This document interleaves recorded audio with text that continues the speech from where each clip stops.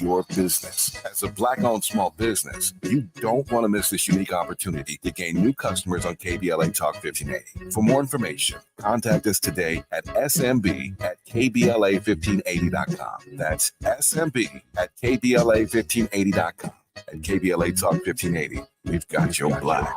And if I share with you my story, would you share your shadow with me?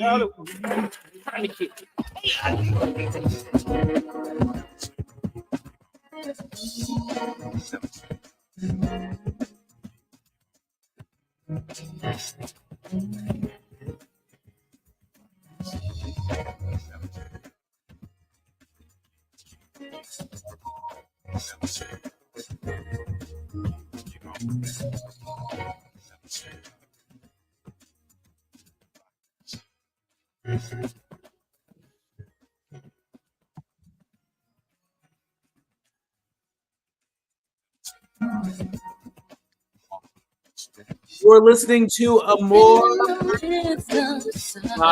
from our nation capital. KBLA Talk 1580. I'm Dr. Nii-Quartelai Quartey, your host and chief White House correspondent. I'm in touch until you be in touch. Be sure to follow me on all the social media platforms at Dr. Nii-Quartelai. That's DrNiiQuartelai. I know that's a lot of letters.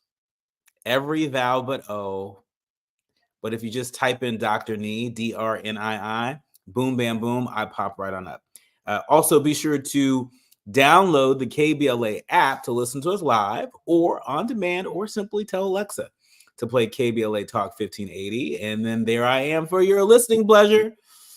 Last but certainly not least, subscribe to A More Perfect Union podcast powered by KBLA Talk 1580, the only Black-owned and operated talk station west of the Mississippi. How about that? Yeah, be sure to do that. And your bonus assignment, go ahead and join the legions of leaders, learners, and listeners that have picked up Kamala, the Motherland, and Me. This is my new book.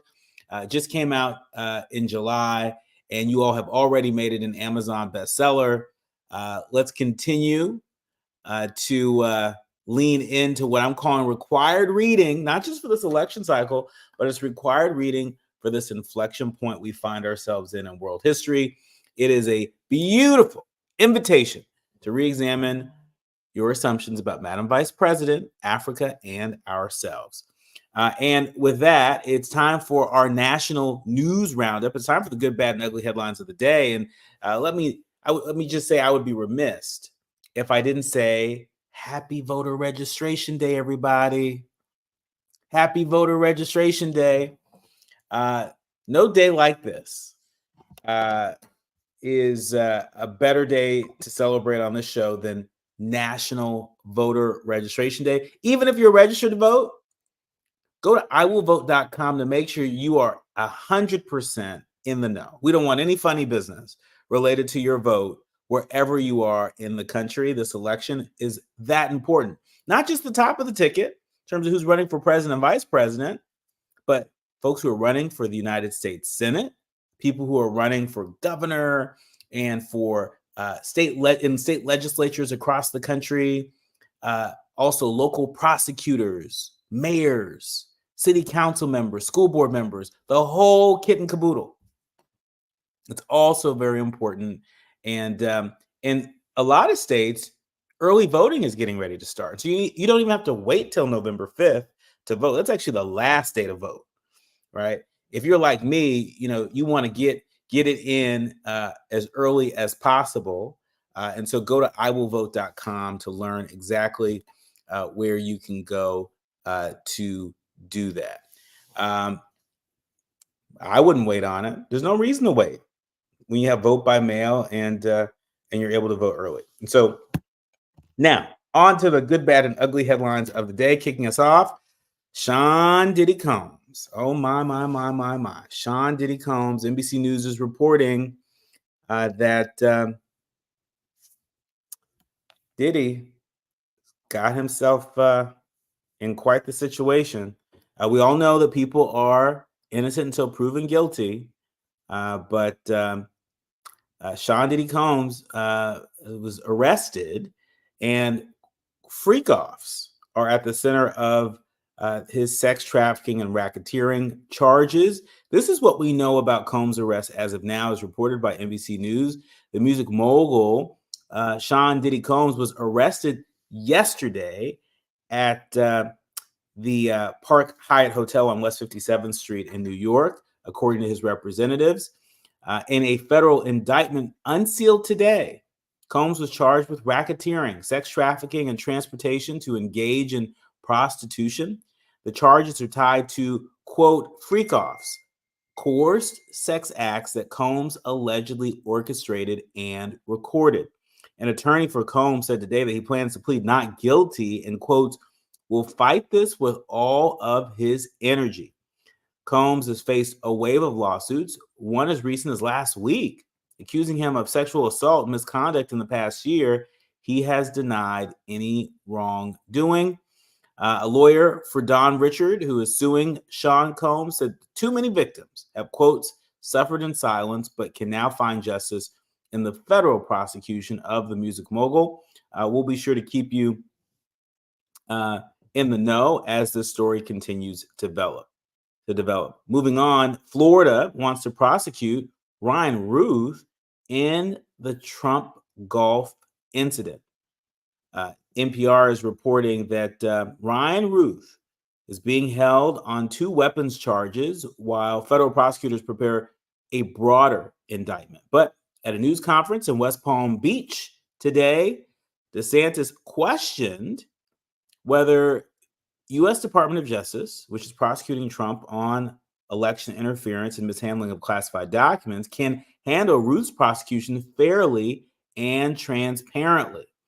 You see, Florida is conducting its own investigation of the man arrested for an apparent assassination attempt on former President Trump. Again, Republican Governor Ron DeSantis says he believes the state's case should take precedent over the federal prosecution. And just yesterday, we had a leading voice from New York City. In fact, the first Haitian American woman elected to the New York State Legislature. We had her right here on A More Perfect Union, really giving voice to what so many Haitian Americans are experiencing, not just in Springfield, Ohio, but across the country. To make matters worse, NPR is reporting that conservative editor-in-chief appears to use racial slur to refer to Haitian migrants. Rich Lowry, the editor-in-chief of the prominent conservative magazine National Review, appeared to use a racial slur to refer to Haitian migrants during an appearance on the Megyn Kelly show. He said, quotes, having a hard time coming to any conclusion besides the obvious one about what Lowry catches himself blurting out here. That's what the deputy director of Rap and Response at Media Matters posted on X. Look, I listened to it, and I'm sure many of you listened to it. In fact, we talked about it just yesterday on the show shortly after it happened. Since then, I've reached out to the National Review to get a public comment on it. I have not heard back. And sources tell me that SiriusXM is meeting with some of the leadership on Megyn Kelly's show. I'd have a conversation about this. I mean, the fact that he said what he said, and there wasn't even any acknowledgement of what he said. I mean, look, so much harm is being created with former President Trump's remarks about Haitian migrants in Springfield, which are not true. Haitian migrants are not eating cats and dogs and geese.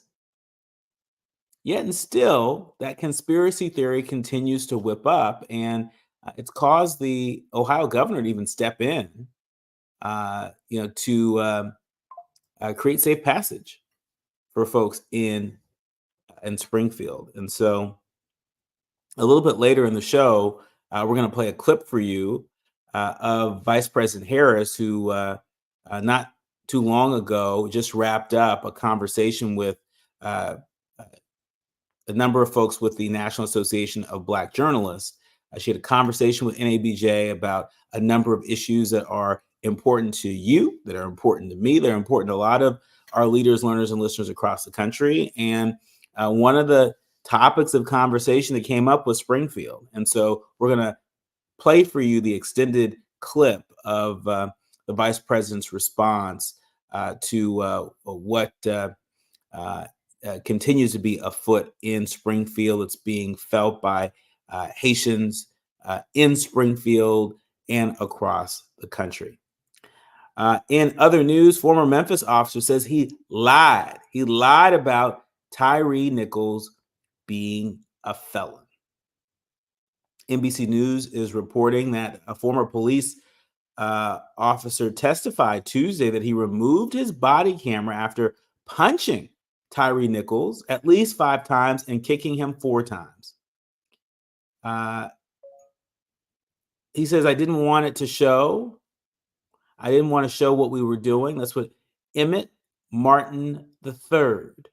So he told a federal jury in the trial of 3 former officers charged in the beating of Nichols that preceded his death 3 days later. Martin, who initiated the traffic stop against Nichols, said in federal court Monday that Nichols never posed a threat and that officers downplayed their own actions during the January 7th, 2023 encounter, which led to Nichols' brutal beating. Martin, who's already pleaded guilty in the case, said that Nichols ran away shortly after being pepper sprayed, but caught up with him. Several officers were already there. Martin went on to say, I ran in and assisted, and I kicked him. That's what he told the court. He said, I was angry. I was already angry that he ran from the first stop. That's what Martin said, referring to the traffic stop that set off the encounter with Nichols. Martin said he punched Nichols at least 5 times and kicked him 4 times. He lied to a supervisor after the encounter, saying Nichols was high and threw a punch at him. Martin said in court that his punches were deliberate, inconsistent with Memphis police policy, and did not serve a legal purpose. He added that Nichols was helpless. This is why we call this part of the show the good, bad, and ugly headlines of the day. And we give you an opportunity to decide every day what's good, what's bad, and what's ugly. It's hard to turn away from this kind of ugly when it seems unending. And while we may not be able to turn away from it, we can certainly turn the lights on it. That's why we share these stories with you each and every day. When we come forward on a brighter note, we're talking with Phyllis Dixon, the author of a pretty incredible new book. It's called A Taste for More. I love authors. I love being an author. And we're going to have a good old conversation among authors when we come forward. You're streaming and listening to A More Perfect Union on KBLA Talk 1580. Out loud. KBLA Talk 1580. Tabitha Smiley's new book, The Covenant with Black America, 20 years later, is now on sale everywhere. This classic text shot to #1 on the New York Times bestsellers list almost 2 decades ago. If you have the original book, you will surely want to get this 20th anniversary edition with powerful new contributions from today's leading voices. This 20th anniversary edition presents a compelling blend of historical insights and contemporary urgency in this critical and unprecedented election year. Get your copy of The Covenant with Black America 20 years later today. We're with Bridget, whose husband won't be home for months, and whose daughter is due any day. We're with Mike, who's leaving home to protect his family and yours. We're with all service members and their families who need community, connection, and maybe a bit of magic. Are you with them? Learn more at uso.org today. Paul's new drone startup just lost its most genius computer scientist. We just lost our best genius to some new genius who's got a genius new idea. I'm going to have to find a new genius. or two have geniuses and fast. He needs a computer scientist that can keep his startup from falling down. I need Indeed. Indeed, you do. When you sponsor a job on Indeed, it's easier for talented candidates to find it, which makes it easier for you to hire them. Visit Indeed.com/credit and get $75 towards your first sponsored job. Terms and conditions apply. As a mom, comforting my family is what I do best. Vicks Vapor Stick provides soothing, non-medicated Vicks vapors in an easy-to-apply stick, and it dries fast, so there's no mess. I use it to comfort myself and my family. Thanks, Mom. Vicks Vapo Stick, soothing comfort for the whole family. And when you need more comfort for yourself, try Vicks Vapo Shower Max for steamy Vicks vapors. Use as directed. Vapo Stick for use ages 4 and up. Vapo Shower Max use for adults only. Why choose a Sleep Number smart bed? Can I make my side softer? Can I make my side firmer whenever I want? Can we sleep cooler? Sleep Number does that. Cools up to 8 times faster and lets you choose your ideal comfort on either side. 94% of Sleep Number smart sleepers report better sleep. JD Power ranks Sleep Number #1 in customer satisfaction with mattresses purchased in-store. And now, during our biggest sale of the year, save 50% on the Sleep Number limited edition smart bed. Limited time. For JD Power 2023 award information, visit jdpower.com/awards. To find a store near you, visit sleepnumber.com. Heard any other talk radio lately that sounds anything like this? We didn't think so. You're listening to Unapologetically Progressive, KBLA Talk 1580. You're streaming and listening to A More Perfect Union on KBLA Talk 1580. I'm Dr. Nii-Quartelai Quartey, and really delighted to be in conversation with another fabulous author. We are on a mission to build a more perfect book club, and we have an exciting new edition. It's called A Taste for More by Phyllis R. Dixon. It's a little bit different from a lot of the other books that we featured here on the show. But part of what really caught my attention was the story around the sort of Western migration. My mom and dad grew up an ocean apart, as many of you all know. My dad was born and raised in Ghana. My mom was born and raised in Florida. They met at a tiny HBCU in Tyler, Texas, called Texas College, and had me many years later in California. They were a part of that Western migration of a lot of Black folks leaving the South. And there's a whole lot more story that's built around this, but I want to welcome Phyllis Dixon to the show. Hello. Hello. Thanks so much for having me. I appreciate that. Well, thanks so much for being here, and thanks so much for your generosity of spirit and your creativity that has birthed this book, A Taste for More. Let's first start off by learning a little bit about your journey as an author. Was this your first work? And if so, what inspired it? Okay. Actually, this is my fourth novel. Oh, excuse me. Oh, well, no, that's okay. That's okay. Because it's been over a long time span. And so actually, I've always liked to read, always, been a reader, like libraries and things like that. Growing up, I never really saw books by I didn't really read a book by a Black author until I was in college. So I'm originally from Milwaukee, Wisconsin. I moved to Houston. And when I was in Houston, I opened a bookstore. And I was a bookstore owner for 6 years. So I figured if I had a hard time finding books by Black authors, others did as well. And so in the meantime, and that was a way to marry my degree, which was in business, with what I really liked, which was books, because my work was actually, my day job was in finance. So along the time through having the bookstore, I met a lot of authors who were just starting out, many that are very prolific now, including Tavis Smiley. He came to our bookstore. And and that kind of gave me the impetus to think, well, if they can do it, I can do it too. So during that time, I wrote I self-published, independently published 2 novels. And then I kind of took a break.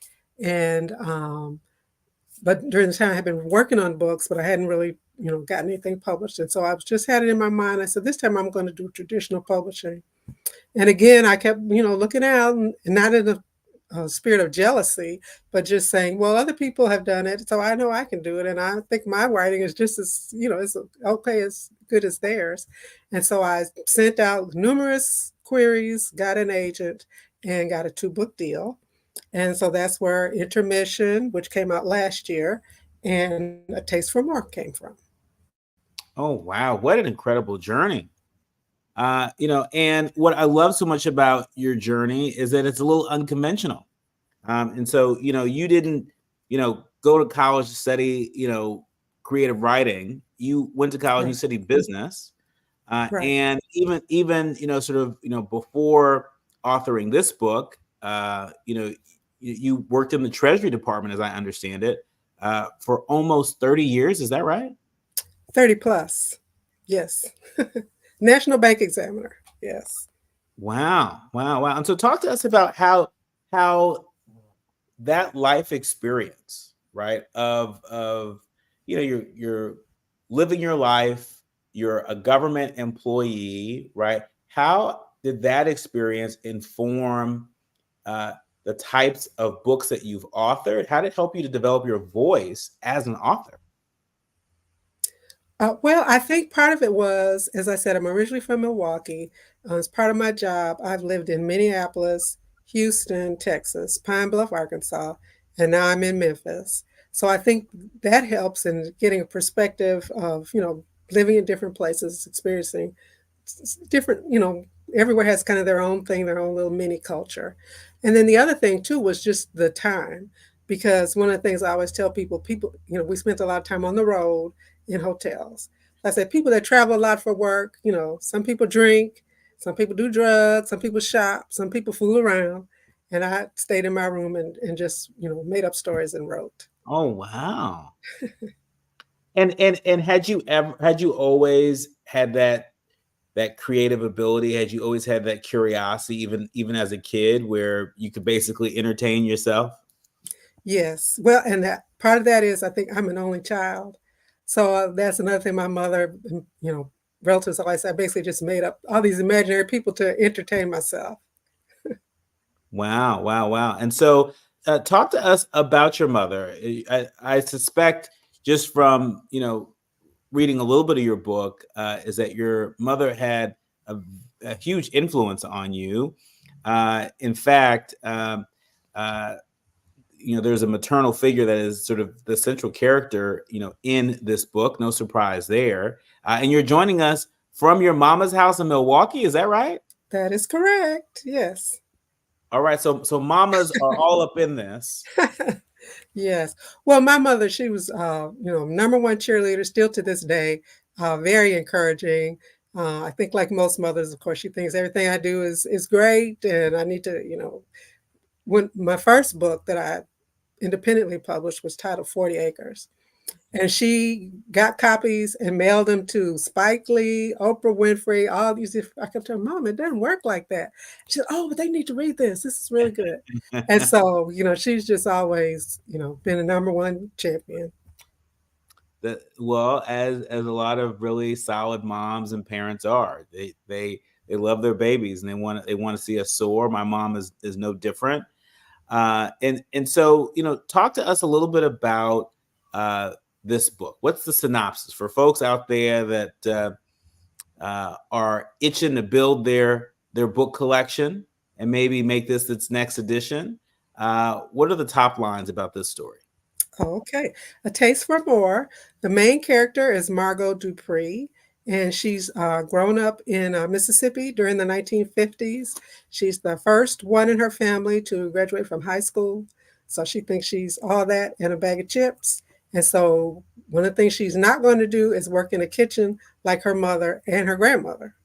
So she, during that time, we had the Great Migration. She can't seem to find anything that she thinks she wants to, make a living at in Mississippi. She leaves and goes to Milwaukee, which is where I'm from. But she ends up being a cook in Milwaukee. But some other things happen along the way. It ends up being a good thing for her. She ends up with a business. Her daughter comes, and then that's sort of where the drama starts. Oh, wow. And so how much of the story is, based on experiences that you've had in real life versus, all of it just being purely from your imagination? The story itself is not similar to mine at all. But what I will say is similar is one of the characters is actually Milwaukee, which could be any Midwestern city. I live in Memphis. As I said, I lived in Houston and Arkansas. So in a lot of instances and places I go, they kind of almost they describe me as a Southern writer. And so it's almost an imposter syndrome because I'm thinking, oh, wow, do they know I'm really from Milwaukee? But so after the last book, after Intermission, which came out last year, I said, well, the next book I write, I'm going to make it happen in Milwaukee because nobody ever writes about Milwaukee. And so so Milwaukee is actually almost a character in the book because, like I say, a lot of people came from the South during the Great Migration, my parents included. And so many of the things that happen in the story are things that happened in real life, and also kind of shine a light on, sometimes you wonder, well, why are things the way they are now? Well, if you look back, you can see how we got from A to B, but sometimes it's not as interesting, I guess, or sexy, I guess, to read it in a history book. Yeah. But reading it in fiction, you can see, oh yeah, that is what happened after the riots. Oh yeah, that is what happened when they built the freeway over there. So and you can see how those things affected our community. Well, I mean, I just love how you sprinkled in some history into this work of fiction. In chapter 1, you start off by saying, "Mama told me not to come here, but it was 1961.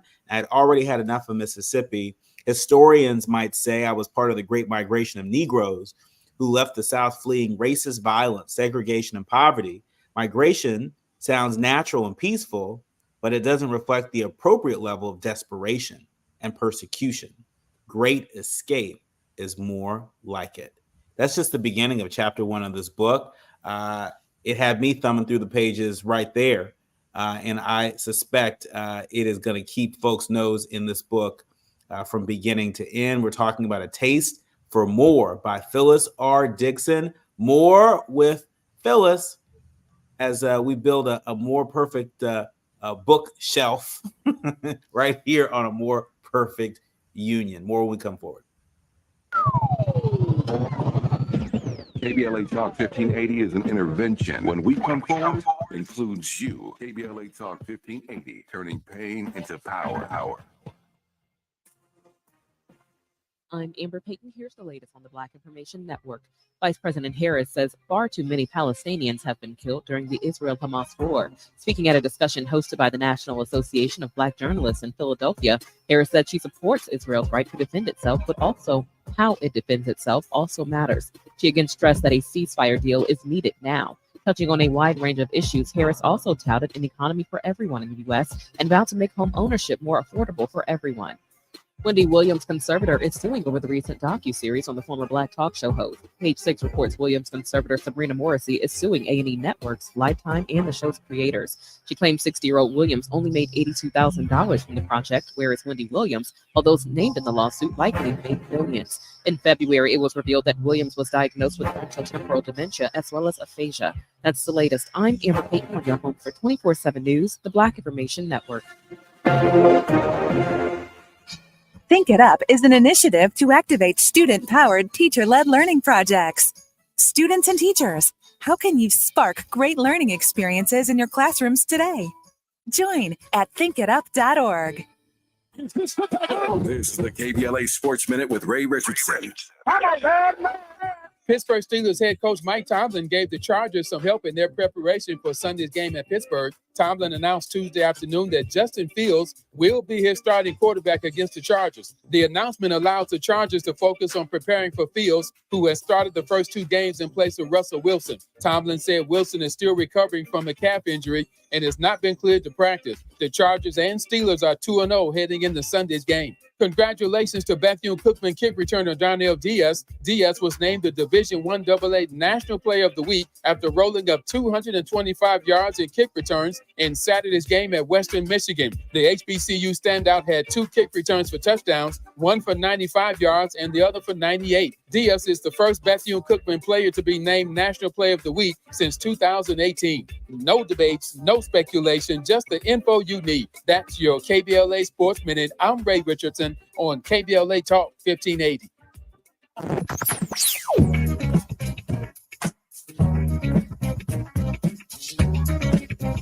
This is KBLA Talk 1580. Talk radio. That's music to your ears. We're unapologetically progressive. KBLA Talk 1580. We've got a lot to talk about.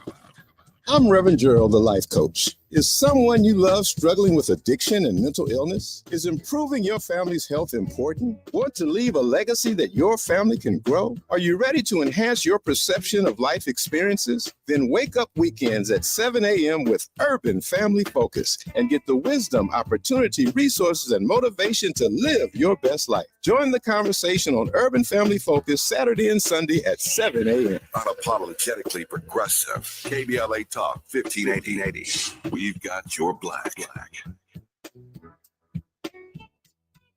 To help combat climate change, LADWP is helping neighborhoods have better access to electric vehicles by awarding nearly $130 million in EV rebates to customers just like you. From big savings on used EVs to building new charging plazas, LADWP is charging ahead to help all Angelenos experience the benefits of EVs. Get rebates of up to $4,000 for a used EV and $1,750 for a charger. Learn more at ladwp.com/EV. That's ladwp.com/EV. Sweet chocolate reward. Sweet chocolate reward. This is not just the sound of someone picking up a sweet treat at Walgreens. This is the sound of someone picking up a sweet treat right after receiving all their vaccines in one trip. This is the sound of treating yourself because you protected yourself. Stop by or schedule both your flu and COVID-19 vaccines today and grab yourself a sweet treat while you're at it. Vaccine subject to availability. State, age, and health-related restrictions may apply. Mom, meet Sarah. From first-time Nana moments. Welcome to Flight 101. To annual girls trip moments. Your can't miss moments are worth protecting against RSV. If you're 75 or older or 60 plus with a chronic condition like asthma, COPD, heart disease, or severe diabetes, you're at higher risk of landing in the hospital from RSV. And there are no prescription RSV treatments. Check eligibility and schedule your RSV vaccine at vaxassist.com. So where should we go next? Sponsored by Pfizer. Oh no, stomach issues again? Stomach issues? Who are you? Your pancreas. I could be the real reason for your diarrhea, gas, bloating, stomach pain, or loose oily stools. I thought it was my stomach. People often do, but any of these symptoms could mean having a condition called exocrine pancreatic insufficiency, or EPI. With EPI, the pancreas doesn't release enough enzymes to break down food, but EPI is manageable. Use the symptom checker on identifyepi.com and speak with your doctor. That's identifyepi.com. Sponsored by AbbVie. Mommy, want to play a game with me and Dad? Mommy's not feeling good. You need to vaporize that cold. Vaporize? Yeah, with Dayquil VapoCool. It's Dayquil plus a rush of Vicks vapors. Whoa. Come on, honey. Let's let mommy rest. You guys are amazing. And so is Dayquil VapoCool. Dayquil VapoCool, the vaporizing daytime coughing, aching, fever, power through your day medicine. And to vaporize sore throat pain, try Vicks VapoCool drops. Use as directed. Keep out of reach of children. This is KBLA Talk 1580, where hate loses and love wins. You're listening to A More Perfect Union on KBLA Talk 1580. Before we get back to our conversation with our distinguished author, Phyllis Dixon, I just wanted to report on some breaking news, how a judge has ordered Sean Diddy Combs to be jailed in the sex trafficking and racketeering charges. The Associated Press is reporting that Diddy has been held without bail in his federal sex trafficking case. The U.S. judge made the decision today after hearing lengthy arguments from prosecutors and Combs' lawyers. Prosecutors wanted the music mogul held without bail. His attorneys proposed that he be released on a $50 million bond to home detention with electronic monitoring. Combs pleaded not guilty today to racketeering, conspiracy, and sex trafficking. An indictment accuses him of presiding over a sordid empire of sexual crimes, coercing and abusing women for years while using blackmail and shocking acts of violence to keep his victims in line. This is a breaking news story. We'll continue to bring you more news as it breaks. But back to our guest today, Phyllis Dixon, the author of A Taste for More.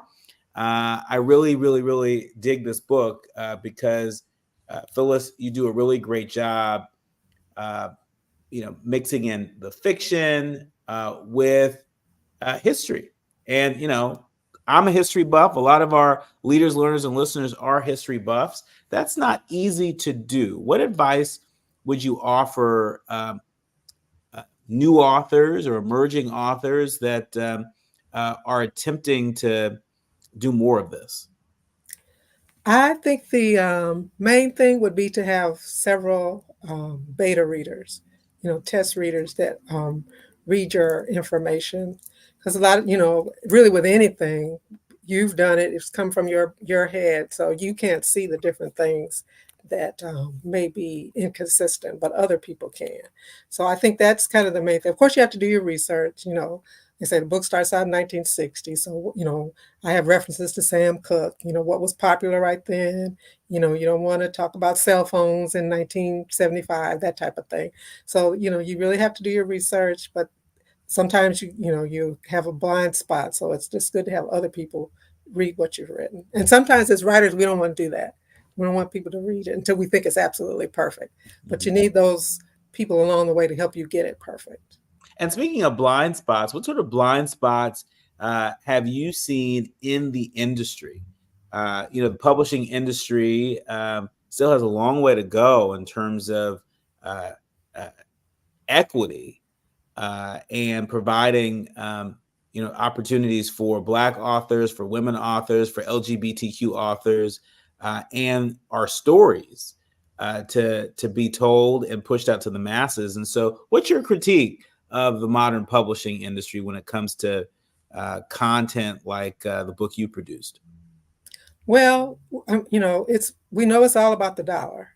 So, like both of my first two books, when I self-published, they were about a Black family, and so sometimes it's not, and it was positive. They had drama going on, but it was positive. And during that time, you had Zane and a lot of other people. Not to disparage them, but if the thug's girlfriend does great, then we're going to do the thug's mama, the thug's sister, the thug's baby mama. We're going to do all of this to milk the market.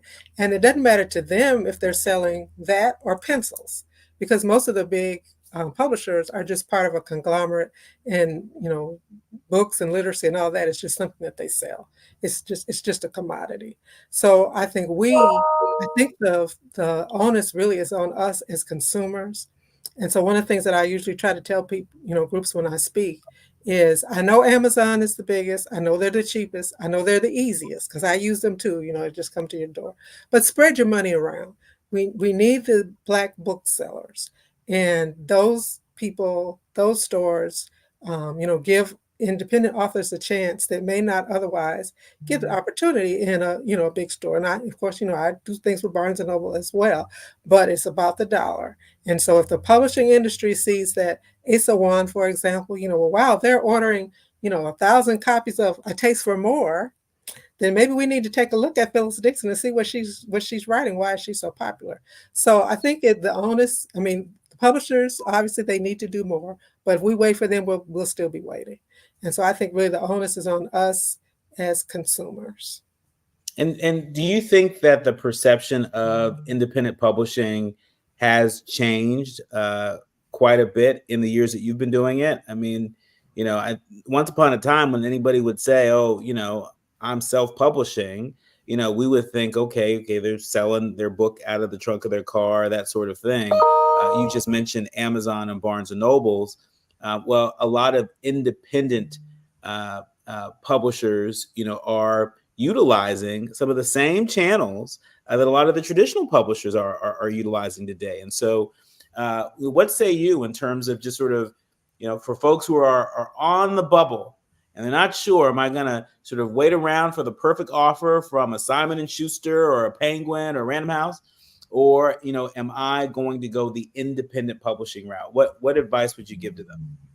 Well, especially today, it's much easier than when I first started, because when I started, basically you had to print the books and have boxes and boxes in your garage and try to sell them. So now you don't really have to do that. And so the key I think for independent publishers now is social media. Love it or hate it, that's the key. And if you have can generate a large enough platform, a large enough following, then you can, because really you can, unless you're somebody big, John Grisham or somebody like that, really you'll make more independently publishing than with a traditional publisher. But the thing is, on the flip side, you got to put all the money out up front. Mm-hmm. So, that's the thing. And also with independent publishing, if I spend, $1,000 and I get it back, $20 a month or whatever, it does seem like drips and drabs, seem like you never make your money back. Whereas, if I put out $1,000, I'm not putting out any money, but I get $1,000, well, then it seems like more of a accomplishment, although it's really the same dollars. So I would encourage, but you need to know yourself, I would say, to be an independent publisher, and you need to have a team, and you still got to spend money though. That's the thing, because you'll hear sometimes people say, well, I can't, editing costs that much. Ooh, I can't pay all that. Well, you got to do it right. That's the thing. And sometimes people want to skimp, or they want to have Auntie May, who taught English 50 years ago. She could be your editor. She can probably be one of your readers, but you need a professional editor. You need a professional to do your cover, that type of thing. So, I mean, it's totally doable, but just know that you're the publisher, you're the banker, you're the publicist. You got to do everything. The marketer, you're doing everything. You've become a business. I mean, what I love so much about this conversation, in addition to your book, A Taste for More, there it is on the screen for people that are streaming this live here. Not only is it sort of a fun and interesting book, a fun and interesting read, but I appreciate you schooling us as to just sort of the business of publishing. I don't think we talk enough about that. Especially, considering that there are a lot of Black authors that oftentimes go the independent route because traditional publishers, haven't, really prioritized our communities the way that they should. And so, this novel is extraordinary. A Taste for More by Phyllis R. Dixon. Do you have a parting thought for us in our remaining minute? There's so much going on. If you just want some juicy drama, just to relax and kind of get away from it all, then take a break and read A Taste for More. My short description is Mothers, Daughters, Desserts, Deceit. Mothers, Daughters, Dessert, and Deceit. Ooh. Our thanks to Phyllis R. Dixon. We can't wait to turn the pages on this and add this to a More Perfect bookshelf. It's a part of our More Perfect book club series, but we really thank you for your work, and continue writing, continue giving us great stories. I did forget one other little quick thing too, because she has a restaurant and there's recipes in the book also. Ooh, really? Yes. What's your favorite recipe that's in the book? 7-Up pound cake. You have a 7-Up pound cake recipe? Yes, that was one of Margot's specialties. Phyllis, we have buried the lead. Thanks so much. I'm hungry already. Thank you. Phyllis Dixon, author of A Taste for More, phenomenal novel by a phenomenal author. Thank you so much. When we go forward, it's time for the quiet part out loud. Take a listen to what Vice President Harris had to say just earlier today with the folks over at the National Association of Black Journalists. You don't want to miss what she had to say about what's happening in Springfield, Ohio. You're listening to A More Perfect Union on KBLA Talk 1580. A safe place to go loud. A great place for progressive politics. KBLA Talk 1580. That morning chill means trust season. 5 more minutes. No snoozing. Do it all in a Chevy Colorado or Silverado, including the class-leading range of the Silverado EV. Talking to me? Work, play, hauling, off-roading, a Chevy truck can take it all. Okay, I'm up. Get 1.9% financing on all 2024 Silverado 1500 and Colorado pickups when you finance with GM Financial Chevrolet. Together, let's drive. 1.9% APR for 36 months. Monthly payment is $28.60 for every $1,000 you finance. Example down payment 24.5%. Plus finance with GM Financial. Some customers may not qualify. Not available at least in some of the offers. Take your retail delivery by 9/30/2024. Hey, LA residents, it's planting season and the perfect time to get shade trees growing around your home. LADWP and City Plants are giving every resident up to 7 free trees. That's right, 7 free trees delivered right to your door. Trees are great for the environment, help improve air quality, and can help you save on your bill when you use less air conditioning to stay cool indoors. Learn more at ladwp.com/free trees. That's ladwp.com/free trees. If you have asthma, you know that there are certain things that can set off your asthma symptoms. These things are called triggers, and patients with severe asthma have an average of 8 triggers. It could be pollen, dust, pollution, colds, viruses, smoke, or stress. If you know your symptoms, you have already taken the first step to managing your asthma. The next step is to write your triggers down in a notebook or journal and record your symptoms when you come across those triggers. This will give your healthcare provider valuable information about what you can do to help manage your triggers. By understanding your triggers and writing them down, you are on your way to taking back control of your lung health. Visit luma-edu.com for more guidance. This message is brought to you by Amgen and AstraZeneca.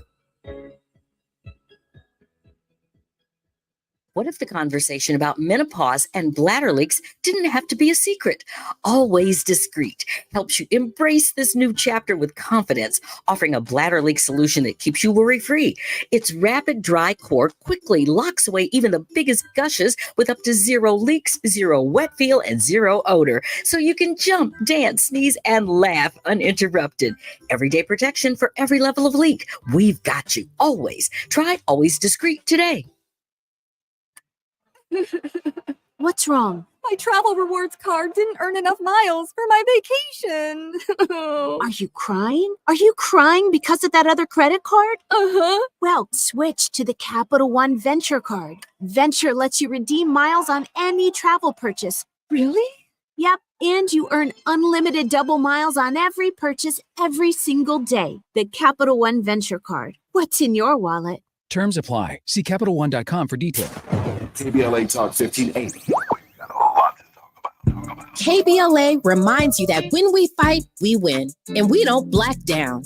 LA Community Action Network, or LA CAN, was formed in 1999 when 25 residents of downtown LA came together and acknowledged the problems that existed in their community and made a commitment to do something about those problems, to stand together, organize, and become a force in the community that demands change. Civil rights and preventing the criminalization of poverty are their core projects. In addition, they take on women's rights, the human right to housing, and healthy food access. LA CAN also has projects focused on economic development, civic participation, voter engagement, and community media. While downtown LA remains their home base, with a particular emphasis on the Skid Row community, in 2007, they expanded their housing and healthy food access work into South Central Los Angeles. LA CAN believes that power for low-income people and people of color is achieved through a large, active, and well-informed member base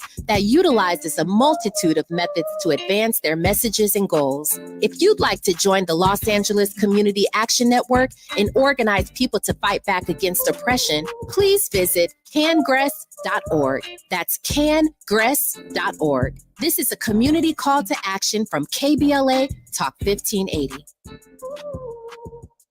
After you use Bounce Dryer sheets and realize how fresh, soft, less wrinkled, and less staticky your laundry can be, you'll every time. Like those socks that smell like they've been through a marathon. Or that blanket that's got wrinkles on its wrinkles. Maybe even your chatty coworker who keeps distracting you. Okay, Bounce Dryer sheets can't do it all. But for fresher, softer, better laundry, We're not for everybody, but we're for everybody. You're listening to KBLA Talk 1580.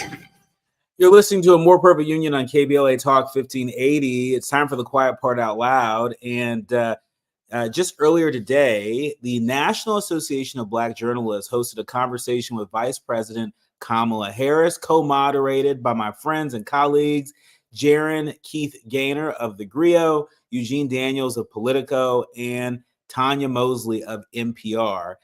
Take a listen to Vice President Harris's response to a very timely question around what's happening in Springfield, Ohio. We've been talking a lot about it here on this show. Take a listen to what the vice president had to say about it today.